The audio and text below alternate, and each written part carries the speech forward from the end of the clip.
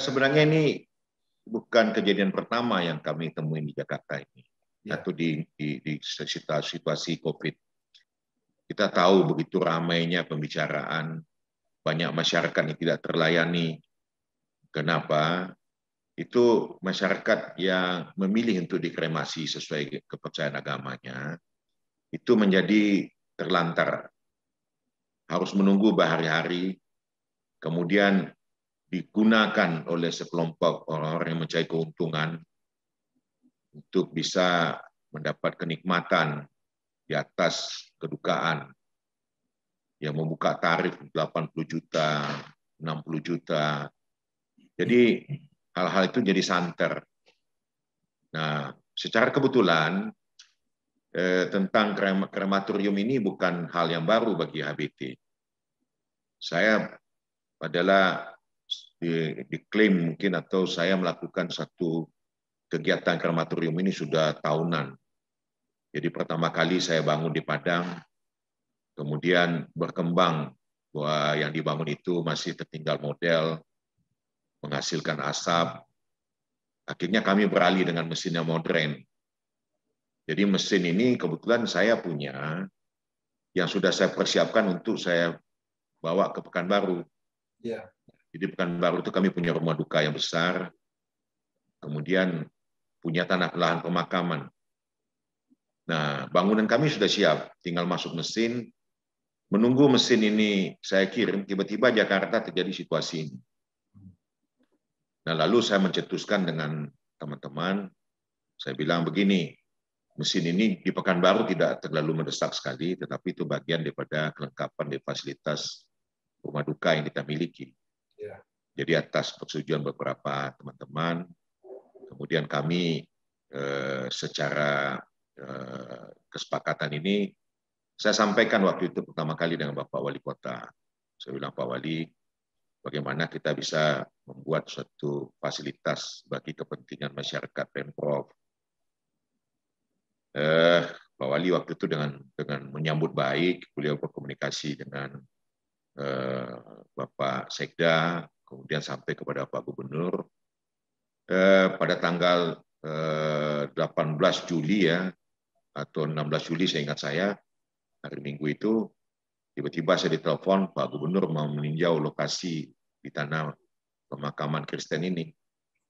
Lalu saya sampai di sana bersama dengan Pak Gubernur, ada juga hadir Pak Kejati, Pak Kapolda. Tapi akan nanti setengah bagi dua ini adalah untuk pelayanan. Jadi kalau misalnya mereka mau melaksanakannya, kemudian bagaimana proses administrasinya, kami dari di sini. Jadi sedikit tentang mesin dulu, Pak. Mesin ini secara kebetulan adalah mesin yang akan kami bawa ke Pekanbaru. Jadi Pekanbaru itu saya sedang bangun rumah duka, sedang bangun krematorium. Jadi karena situasi kita tahu bahwa Jakarta sekarang di mana-mana orang bakar jenazah sulit, sampai ke Cirebon, sampai ke Bandung, kemudian juga banyak viral tentang kanker segala macam. Jadi kami yang Wali Kota berniat untuk bisa meletakkan mesin ini selama pandemi. Jadi kami akan membuat pelayanan 2 shift 15 atau 16 jam untuk maksimum bisa 6 jenazah sehari. Satu jenazah itu akan kami konfirmasi kira-kira antara 2,5 jam. Di 2,5 jam selesai, kami olah dia punya tulang-tulangnya, tidak ada limbah apapun bisa dihasilkan. Tulang-tulang itu nanti kami blender jadi powder, diserahkan kepada keluarga. Kemudian kalaupun ada sisa dari kayu pembakaran itu nanti kami masukkan dalam karung. Pada saat keluarga melarungkan ke laut itu juga dilepaskan. Jadi tidak ada limbah yang mengganggu. Bahan bakar kami itu adalah solar, bahan bakar solar. Kemudian listrik kecil sekali, listriknya 2000 watt.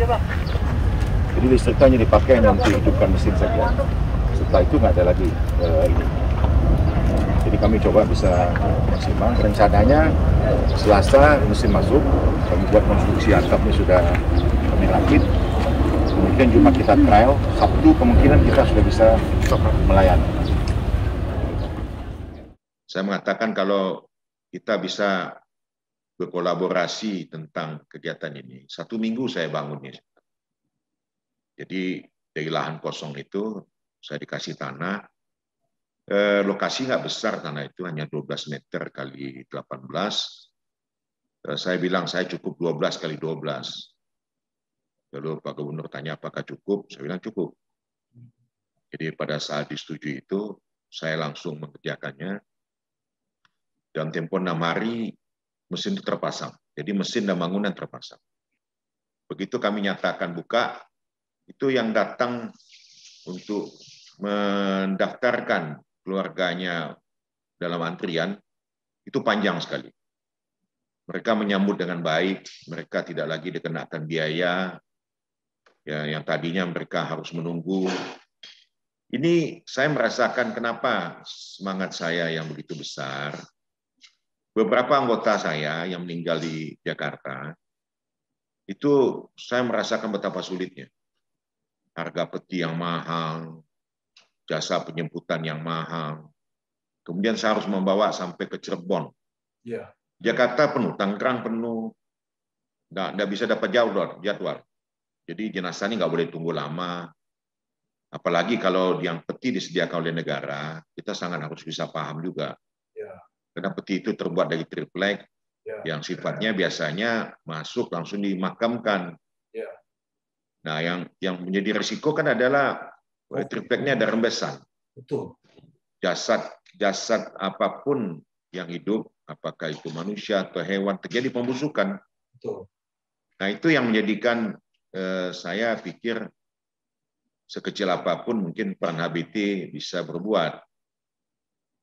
Nah, makanya saya mulai dengan pembangunan ini, dan sejak saya mulai dari tanggal 24 sampai hari ini tanggal 1 Agustus, hari ini adalah hari ke-9, ya. Itu kami telah mengkremasi setiap hari 7 jenazah. Jadi satu jenazah itu sekitar 75 menit. Kami mulai jam 7 pagi sampai jam 6 sore. Jadi kalau kita lihat itu jam kerjanya mungkin antara 10 dan 11 jam, kami bisa kremasi 7 jenazah.